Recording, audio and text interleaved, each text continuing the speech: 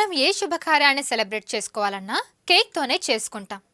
అయితే ఈ కేక్లు ఎంత రుచిగా ఉంటాయో అంతే ప్రమాదకరం అంటున్నారు ఆరోగ్య నిపుణులు.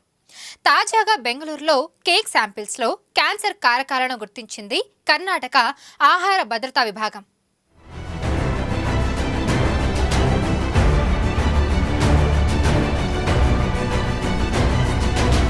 మొత్తం 235 శాంపిళ్లను సేకరించారు.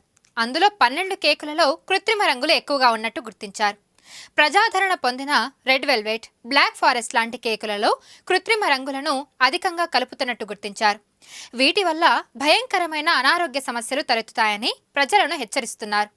కృత్రిమ రంగుల వాడకం క్యాన్సర్ కారకంగా పనిచేస్తుంది. అలాగే శారీరక, మానసిక ఆరోగ్యంపై కూడా తీవ్ర ప్రభావం చూపుతున్నాయంటున్నారు పరిశోధకులు.